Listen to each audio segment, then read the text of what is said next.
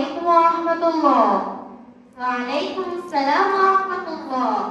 كيف حالك؟ الحمد لله أنا بخير. ما اسمك؟ اسمي مسمى حبيبة خاتون. كم عمرك؟ عمري 13. في أي صف أنت؟ أنا أدرس في صف الخامس.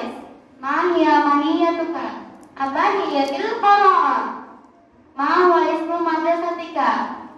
اسم مدرسة نور المدينة موديل مدرسة ناتور. كم عدد أفراد عائلتك؟